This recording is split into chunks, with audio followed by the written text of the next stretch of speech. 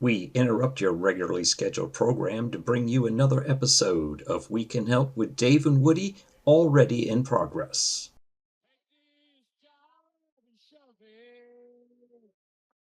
I ain't working here no more. That's what I'm saying. Oh yeah! Wow. Hopefully that doesn't get cut off in post. Oh, it'll be fine. So the why are reason you playing that song? well, big things are happening. David Allen Coe. It's actually kind of a cool story.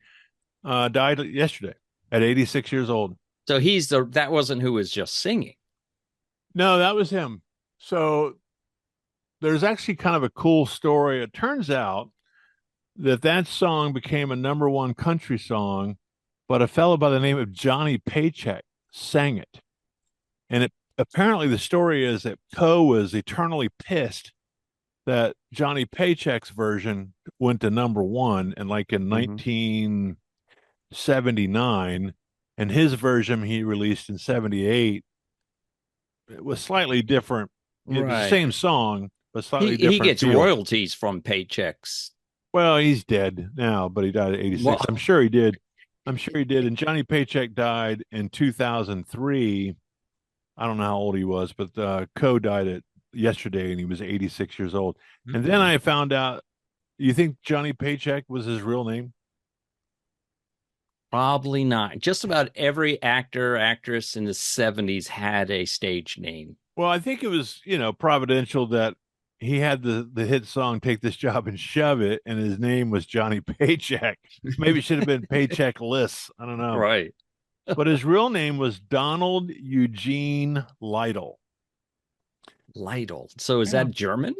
I don't know. Yeah, probably. Because there's Lytle's grocery store, right? Which is it Lytle? No, I think it's Lidel. So if I remember right, but that might be Jewish. Lytle. I don't know. Well, I guess there were Jewish people in Germany, but the fact that they came out of World War II, I'm thinking probably not. But yeah. So to be honest with you, I remember that song coming to fruition or to fame because there was a movie about that same time that was like "Take This Job and Shove It," if I remember right. I wonder. We'll ask our assistant here in a minute, but I wonder if it was a theme on not Dolly Parton 9 to 5. No, it was about like a beer factory or car plant. No, car plant was Tom Hanks, I think. Anyhow, it was a factory in a small town going out of business. This guy comes in to save it, and I believe it was where the monster truck Bigfoot premiered in a movie. Unless I'm squeezing like 8 movies together or something, but Tommy Boy.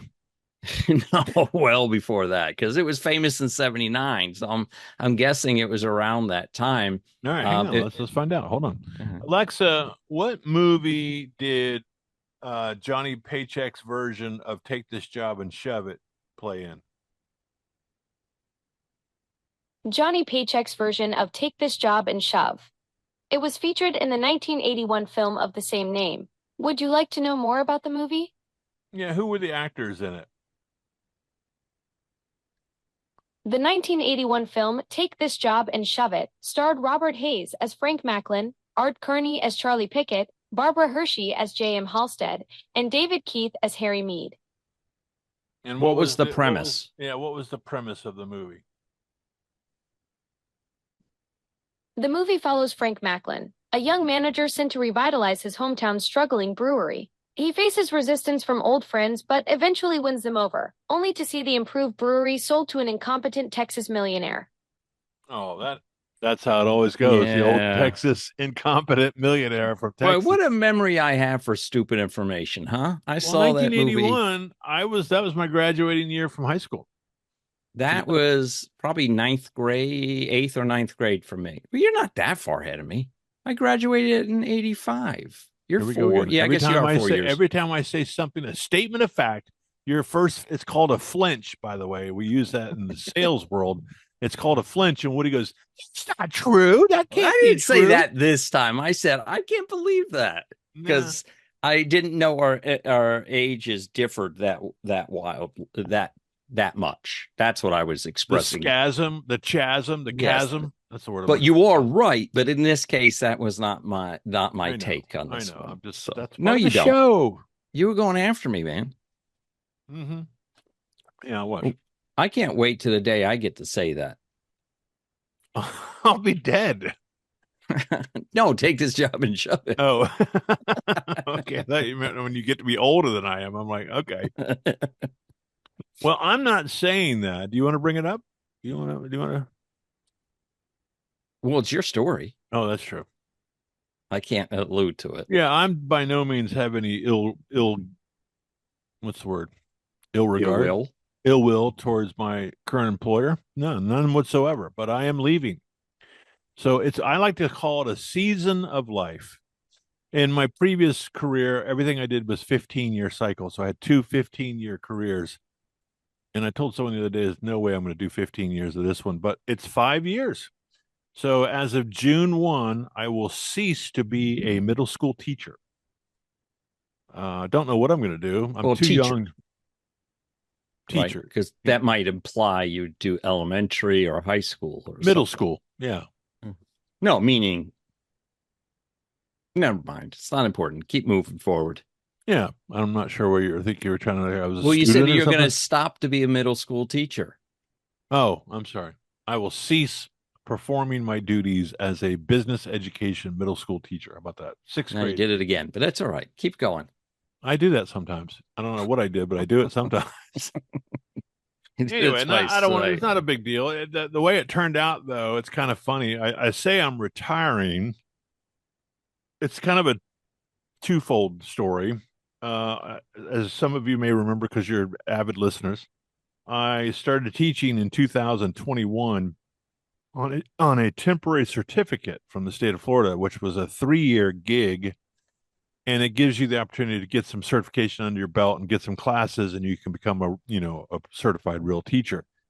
Well, I went in with the whole premise I wasn't going to do that. And so I figured my hitch was 3 years, but then because of COVID, the governor extended it 2 years to 5. So now that temporary, quote unquote, temporary certificate is a 5-year hitch. Well, mine expires June 30th, my certificate expires, but my contract date is June 1. Now, here's the catch part that's kind of cool. Years ago, 20 years ago, in between me leaving the furniture business and going to financial services, I had about 18 months of, I don't know what I'm going to do. It was right after the towers. Well, I was kind of on the verge of the towers getting hit, I guess. And so I was living out in Baker County where my oldest daughter lives, and I was volunteer coaching football, and they came along to me and said, "Hey, will you teach at our high school?" And I'm like, "Okay." So I went and got a certificate then. Teach what? Well, the guy goes, "How do you feel about geometry?" Now, I'm a finance. Yeah, I'm a finance major, right? Right. That's how I'm sitting there go, what? Keep in mind, I'm a football coach, offensive line coach for a very small community where the streets roll up on Friday night, like Friday Night Lights. Right. So if you're a football coach, it really doesn't matter. We want you. And so I said, geometry. I took that in 10th grade. I remember that. Yeah, I do too. And so the guy goes, the principal I had a hottie for a teacher too. I can't say that. But anyway, so the principal says, well, you're our geometry teacher. Because I guess the guy had just yanked some kid out of a desk and he got fired. And I said, okay, geometry, I'm down. So then I had a pretty good coaching run that year. And the principal says, we really like what you're doing. We'd like to have you back. How do you feel about American and English literature? I said, geometry is no good. And he goes, no, they don't have a high bar at this school, do they? I said, I like reading and writing. Sure, I'll do that. And so the reason I had that job is because the guy was buying weed off the kids. The teacher what? The teacher was buying. He wasn't selling to the kids. No, he was soliciting weed off the kids. What an idiot! Why are some people so stupid? Well, you need the weed. You guess you got to go where you got to go. But anyway, so I did that for half a year after football season. I came home, told Sheila, I'm either going to punch a kid or punch a parent. I can't do this. Right. And I just wasn't in the mindset to deal with the kids at that point. I was a different. So you did person. 2 years worth of, or 2 So semesters. I did 2 years, and here's the beautiful thing. When I signed up, you had an option in the benefits package. You could either join the Florida retirement system, FRS, which is where your pension comes from, or Florida had set up this investment plan, like an IRA, but I think it's called a 504B or 403B. Oh, because it's state or nonprofit. Yeah. And so I said, look, I'm not going to do this 503B, whatever it is, because I'm just not going to be here that long. Yeah, you weren't planning on staying. Yeah. Yeah, but I said, you know what? I'm going to tick the FRS button because I don't know. I could run into a state job down the road. I don't know. I just didn't. Yeah. I was already doing investing. I didn't want to mess around with it. So lo and behold, I did that. I worked for 18 months, a year and a half school year. And turns out in 2006, I think it was 2006, the state 2 years later changed the vesting period from 6 years to 8. So I was grandfathered in under a 6-year vesting period. What year was this? They changed 2006. What do you mean this is back in 98, 99, and you only did 2 years? No, 2006. Oh. You said something about the towers earlier. No, it was after the towers. What the hell was that? 2000? I don't know.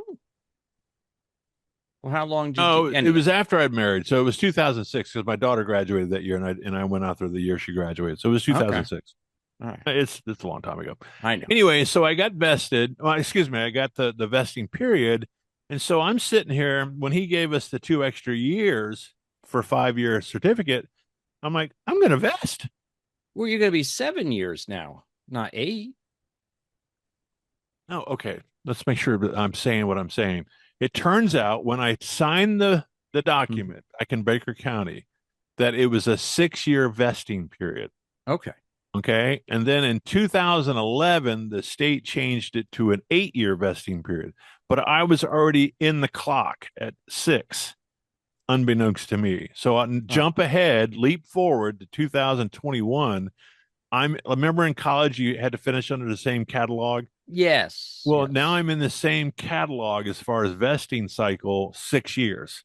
Oh. I was grandfathered in. So I end up spending 5 years in Clay County plus the year and a half in Baker County. I'm vested at 6.5. I'm going to receive $420 a month in pension for the rest of my life, starting July 1st. Enough cigar money there. Cigar and bourbon, baby. Good Lord.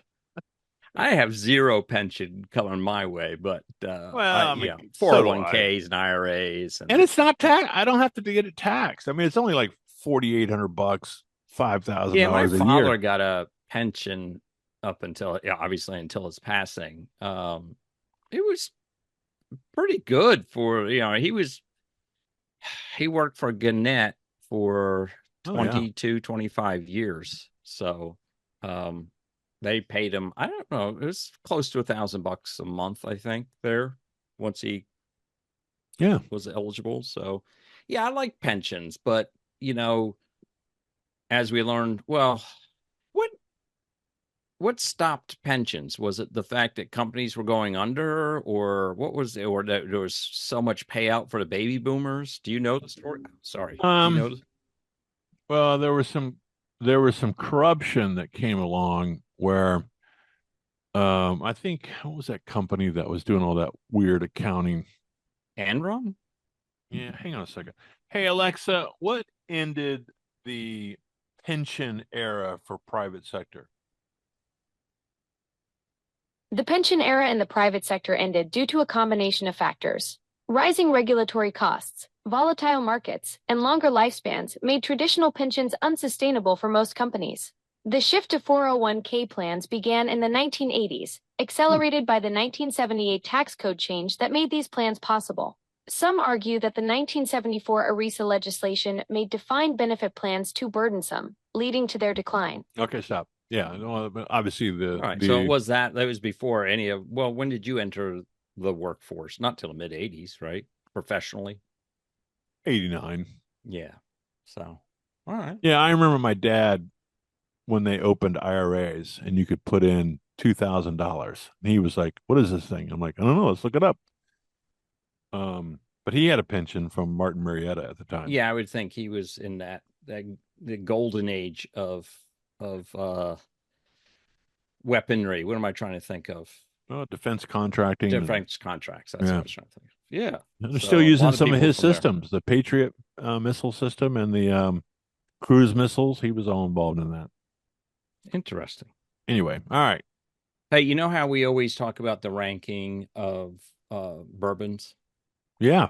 Yeah. Well, I read a story this week about the ranking of light beers from a taste standpoint. Oh. Not from sales volume or anything like that. So I grabbed the top 6. Where you want to take a crack at naming the 6, or is Busch Light in there? Yes. Is it the apple version or just straight up Busch Light? It's got to be the flat. Have you tried any of those? No, but I heard somebody singing it. They call it Bapple. Bapple. Okay. Yeah. I'm like, I don't want to buy a 6-pack of it all because it's probably not good. But there's a Modelo has a tomato one that I was curious about as well. But I don't want to buy a whole tomato. Yeah, tomato and beer, tomato flavored beer, or tomato, inkling of tomato flavor in the beer. They have a whole bunch. It's like a combination pack. But again, I just don't want to waste my money to find out how horrible it is. But no, so these are non flavored additives. Yeah, the normal flavor of each of them. But you got Busch Light that came in as number 5. So there's one worse than Busch Light? Or you said top 5, there's 6? Many worse than Busch Light, but yeah, one in the list that is worse. And I was kind of surprised by that one, but because is Bud Light in the mix? Yeah, that's number 2. So I'm gonna say Miller Lite. That's number 1. Bud Light number 2. Natty Light number 4. So number 3 would be Coors Light. Very good. There's only one missing. So we got Busch Light on the bottom. So the 6th one would be.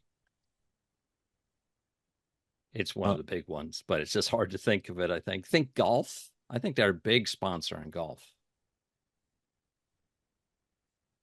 If I had to pick a genre, it's an American. It's an American brew. Yeah. Yep. Does Yuengling make a light? No. Well, they don't, but I don't know. But it's not on the list. What's that? Oh, the Mexican light. What's that one called? Now Modelo. No, the one you put the lime in. Dos Equis. No, I forgot. Corona. But it's not that. Okay, what is it? Michelob Ultra. Huh.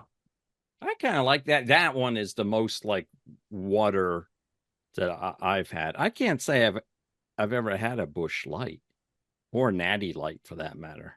I remember going to a UCF party. My buddy Doug Dale was living out there. This is way before I became a fraternity brother. This is like in 1982 or something. And they were at one of those parties at what's that big apartment out there, the Haystack or something. Yeah, like that. It has a big, had that red silo out front. Yeah, and we rolled up, and there were like cases and cases of Busch and Busch Light everywhere, and I was like, "What are we doing here? This is the worst. It's like drinking water." Well, it's free. That's my favorite flavor. Free. That's true. It's like hitting free golf balls. Yeah, exactly. Can't complain. No. Anyway, well, that's interesting. So what was number 1 again? Miller Lite. Miller Lite. I erased my notes, so don't ask. See, it was Miller, Bud, Coors. That's fine. Busch, Natty. Miller Lite no, Natty, Busch, and Ultra. So. Isn't Miller Lite the one that had the campaign taste great, less filling, or something like that? Yes, and they would shout back and forth. Yeah. I think that was one of the first light beers. I think it was. Yeah, Bud Light, I think, beats them in distribution because they advertise like crazy. Yeah. And ever since that faux pas they had about 2-3 years ago. Yeah. It's funny because I'm seeing ads now and memes where the guy wants to get some beer, and he's standing at the beer aisle, and he's looking at his buddy. He goes, "What do you think?" And you can't see what he's talking about, but is it time? Is it time yet? And he looks over at the at the Bud Light. He goes, "No, man, we're not doing that. No, you can't do that." I guess is they're it trying like around here you have to wait till noon on a Sunday before you can buy beer? You guys get blue laws still? Wow. Mm-hmm. Well, that's interesting. And cocaine you have to wait till after 5. Stupid. That's terrible. I know. What's a good after 5? You need it in the morning if you're gonna do it. Pick me up. Did you know today's inauguration day?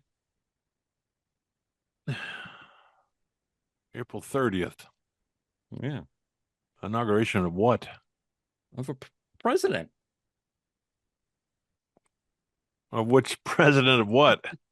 George Washington was inaugurated on this day. Was he? Yeah. 1789 in Federal Hall in New York City. Well, that's interesting. You bring up old Georgie Porgy because I got a story to kind of parallel with you. Oh, really? Not George Costanza. No, that's yeah. Georgie Porgy. Okay. So I'm walking out of school yesterday, and what do we call it? RSO, SRO, school security officer, resource officer. Yeah. Anyway, the cop.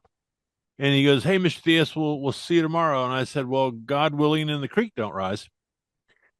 And he says, "Yeah, I live right down on the creek." I said, "Yeah, that's not what it means." Do you know where this thing comes from?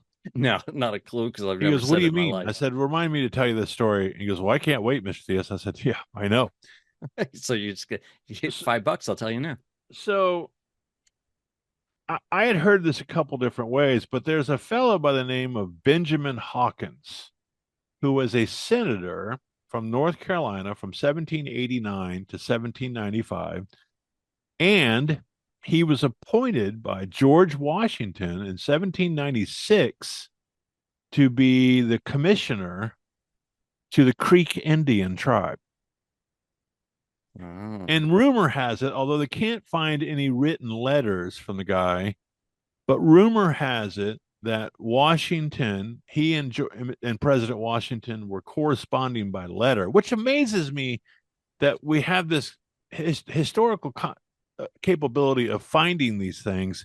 And these guys wrote letters back and forth. That's how they corresponded. So who was carrying these things? They've got them. They've got the letters, so it's crazy. Well, that's why they don't let presidents take their stuff when they leave. Well, I know, but I'm just thinking, 1700s, I guess the Pony Express or whatever was going on, but they had a way of couriering communication. Yes. So I guess the rumor is they can't find the letter, but the rumor is that Washington said, come back to Washington so we can have this discussion about how things are going with the creeks. Yeah, mano y mano. Yeah, and he said, God willing, in his letter, apparently, as long as the creek don't rise. So that thing has turned into people thinking that the body of water is becoming a floodwater, and it doesn't, allow them to travel. But the what do you call that? Etymology?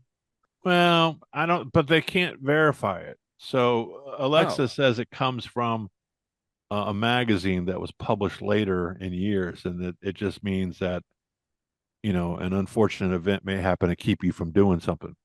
Anyway, I've always heard that. And the Creek, obviously, were a tribe of American Indians at the time. But so this fellow, Benjamin Hawkins, and maybe you know something about this since you hail from North Carolina.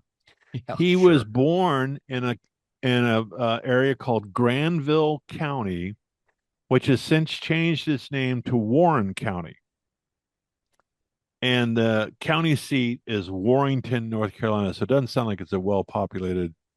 No, I can't. None of those names ring a bell, but it's a lot of, so big in so many counties. But interesting that you were bringing up George Washington's inauguration, and here's the commission. I guess he was a commissioner or like a what do you call those people we send to different countries to speak on our or. I know what you're talking about. Diplomats. Pat Kelly. diplomat, but they call ambassador. Ambassador, thank you. So he was kind of like the American ambassador to the Creek Indians on our behalf, I guess. Well, but Benjamin Hawkins, how about that? I'm curious then if that saying is aligned with the tribe, the Creeks. What's it mean when you're up the creek without a paddle?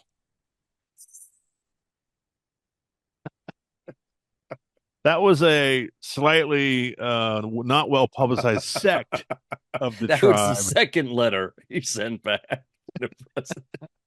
And they would meet sometimes in the dark of night with some slow going music by candlelight. Oh boy, I'm looking so for funny. the angle is what we're doing here. Yeah. That one came to me in the middle of another story. city is Rise. Do you know where in the Rise? No, that's not no. That's part of the quote. Forget that. Rise. Why don't you ask our assistant where Alexa, that city is? What cities are located in Warren? Does that say Warrenton? Warren. Okay. Ask her where Warren County, North Carolina is. Alexa, where is Warren County? Warrington is a town in Cheshire, England, surrounded by several villages and towns. Alexa, where is Warren County, North Carolina? It's in North Carolina. Yeah. United States. Alexa, what cities are located in Warren County, North Carolina? Warren County, North Carolina has several towns and communities. The main towns are Warrenton, Macon, and Norlena. Other communities include Ridgeway, Vaughn, and Wise. Okay. I'm not wise to where that. I'll look it up. How about that? Alexa, what large municipality is closest to Warren County, North Carolina?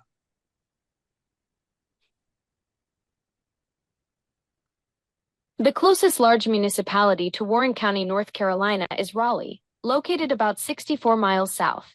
Would you like to know more about Raleigh or other nearby cities? Okay, so it's right up there by Virginia.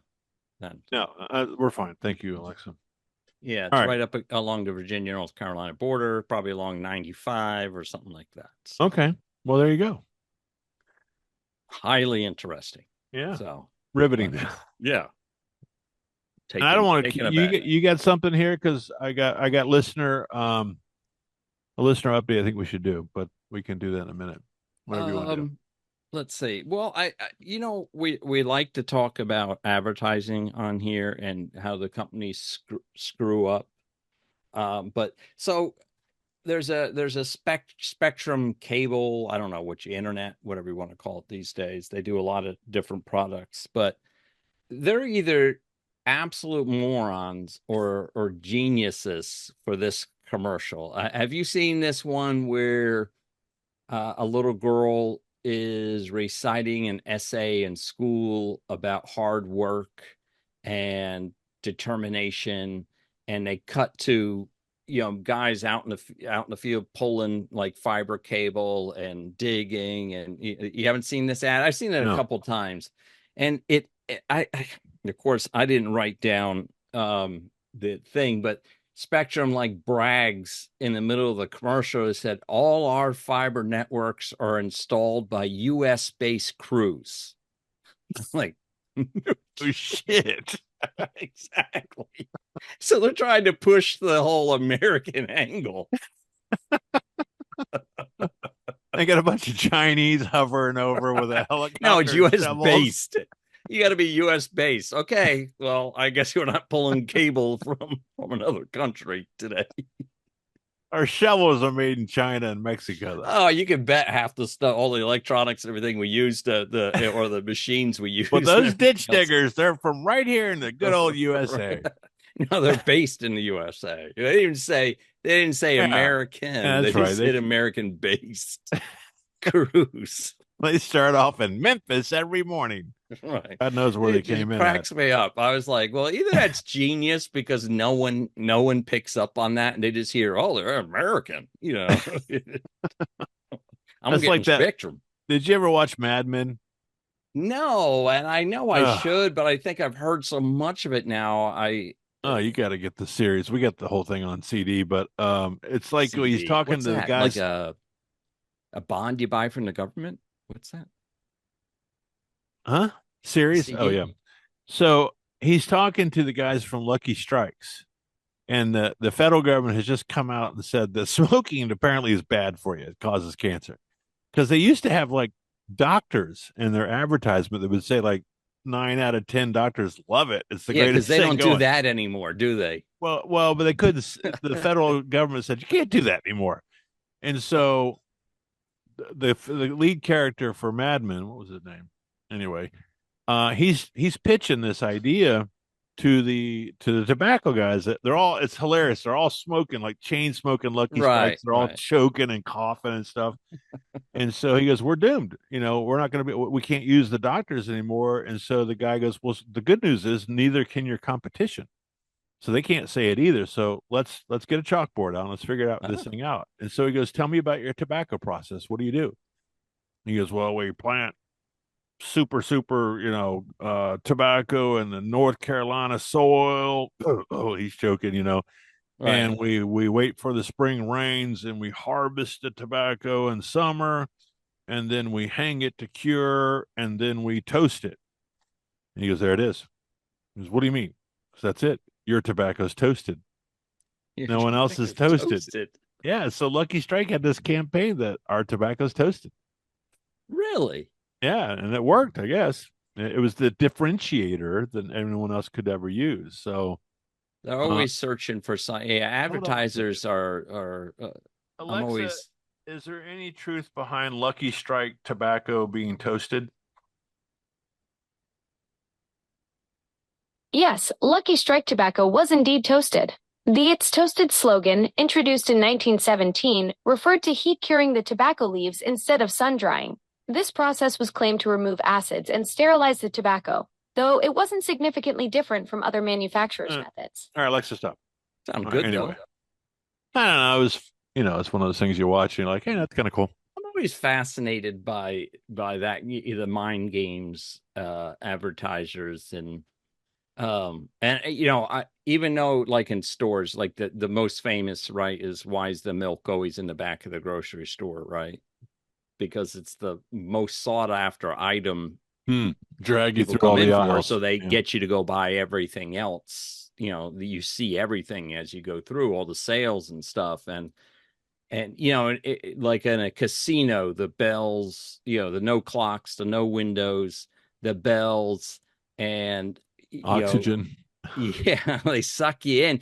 And I know it's all there, but yet still works on me, right? You lose total track of time when you're sitting in a casino. You're there 3 hours. You're like, what just happened? I was only here 20 I, minutes. I had pants on when I came in here. What's going on?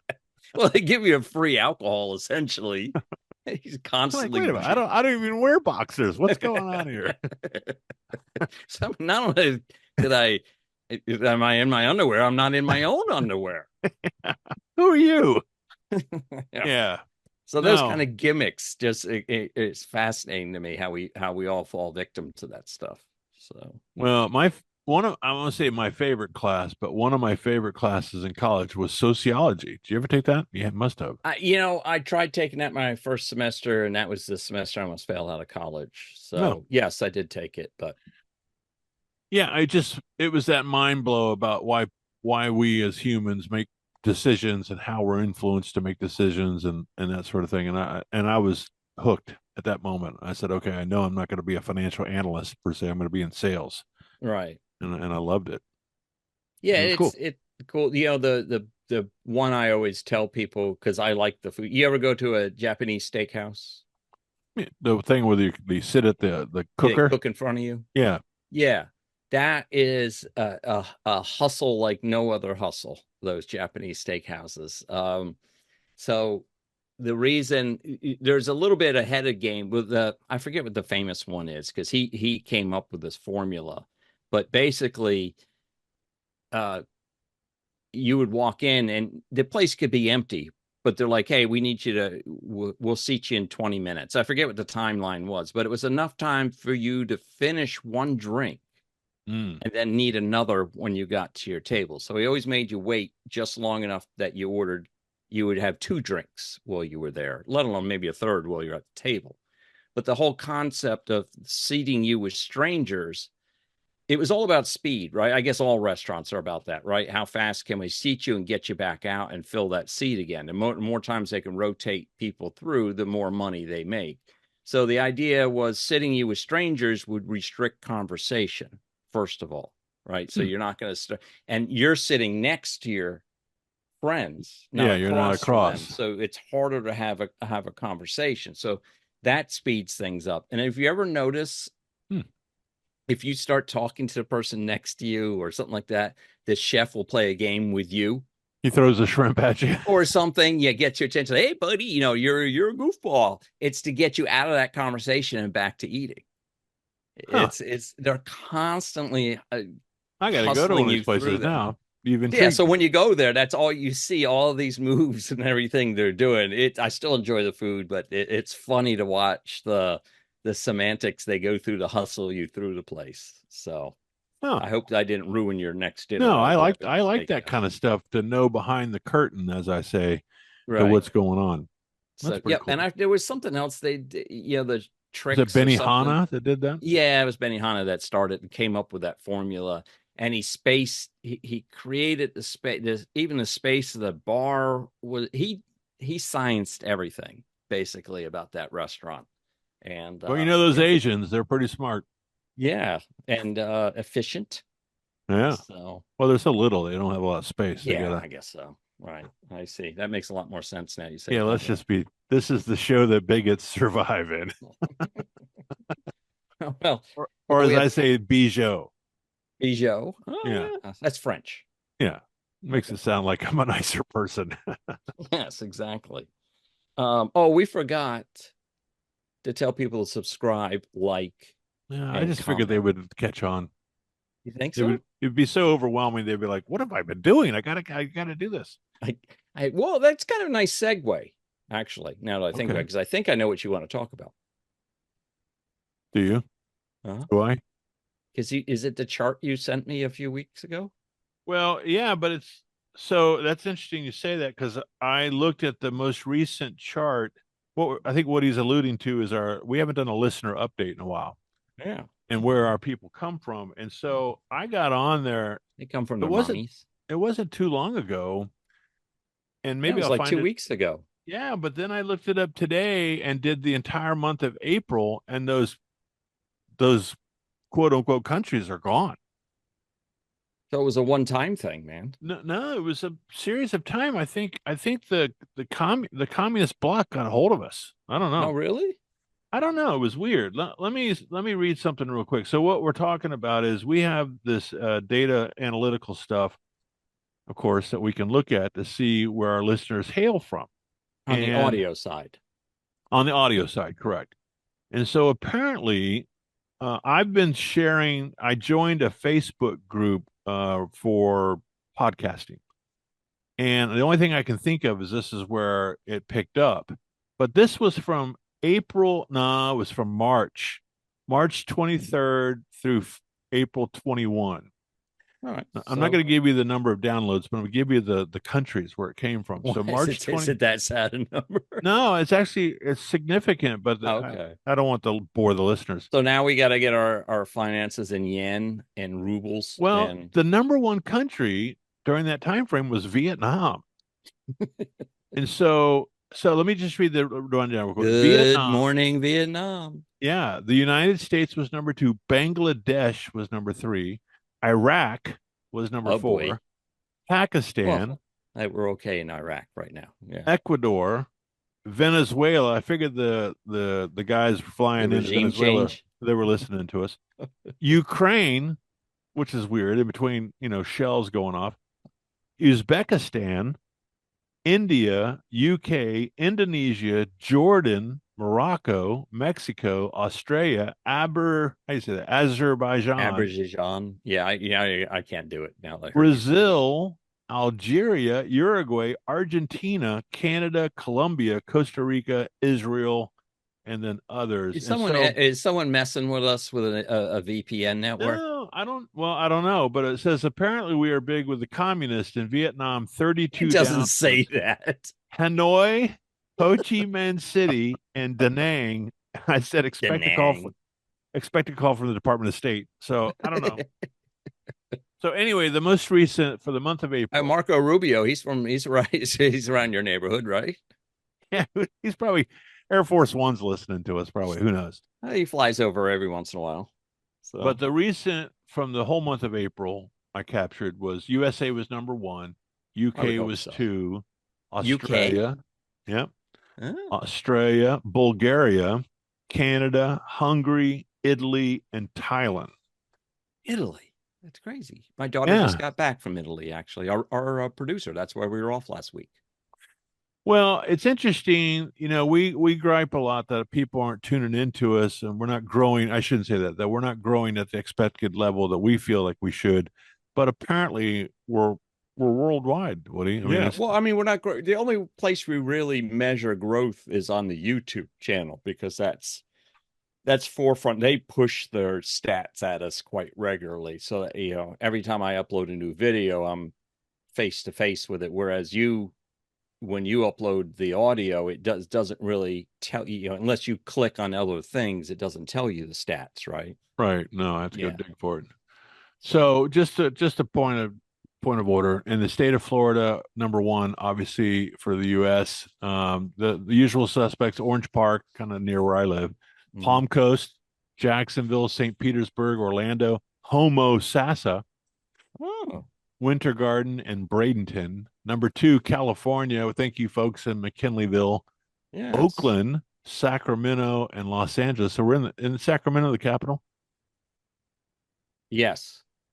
I hesitate because wait a second. I'm like, now we're going to sound stupid if it's not, but yeah, I believe so.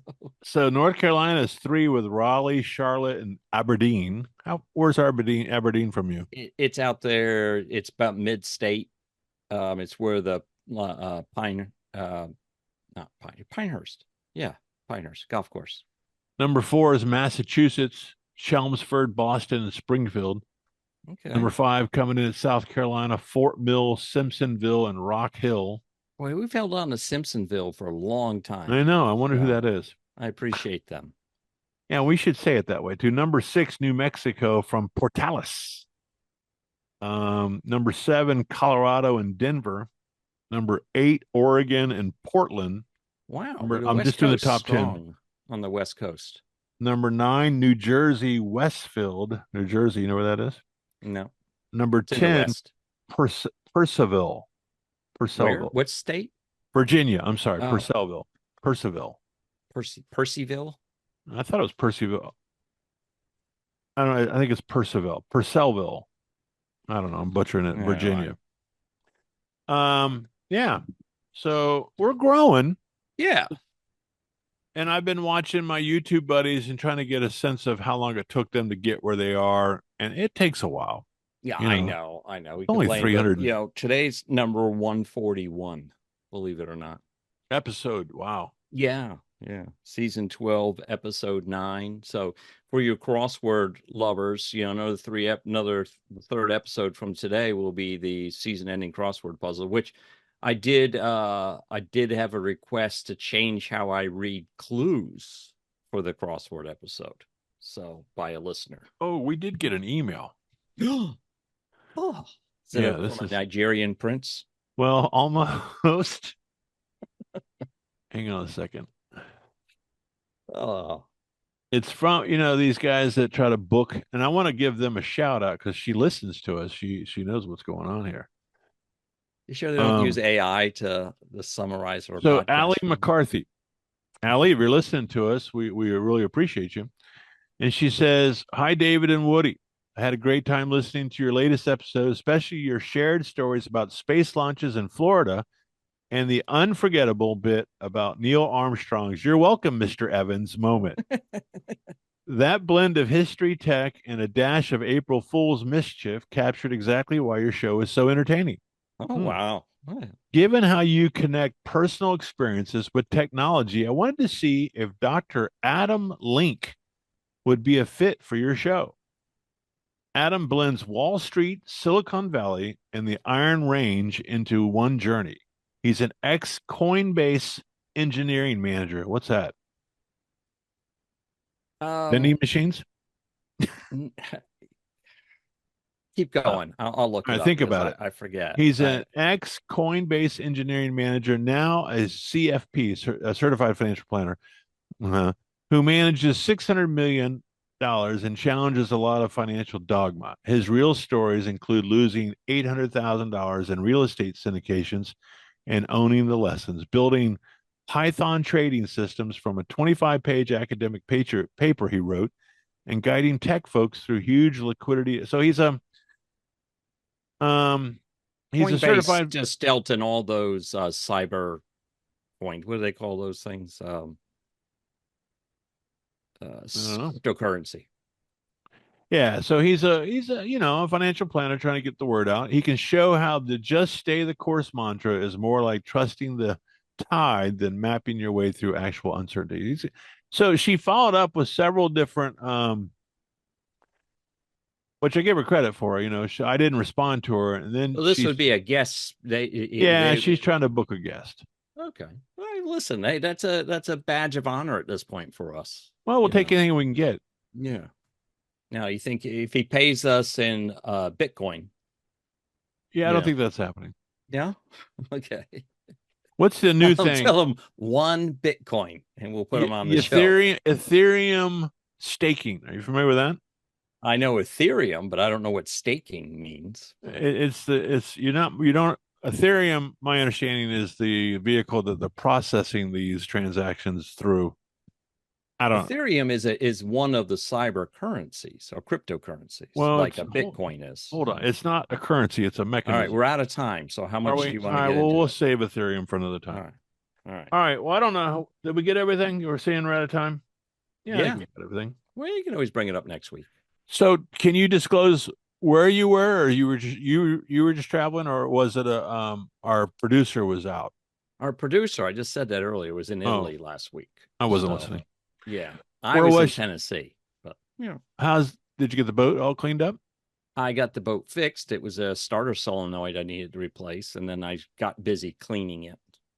So needed. Did you see the thing I posted on X under Dave? What is it called? Dave and Woody Pod on X, where there was a guy pulling a trailer. He had a Airstream trailer, a 2-wheel trailer with a side-by-side behind the Airstream, and a boat trailered behind the side-by-side. So he had 3 trailers and a pickup truck going down the highway. So I put Woody heading to the lake. There you go. All right. Want to say good night? All right. Well, good night. We got to find the button again. Yeah. No, we don't. You do. Well, they definitely moved. There it is. All right. Peace out, everybody. Guard well the honor of the cross and whatever. Peace out.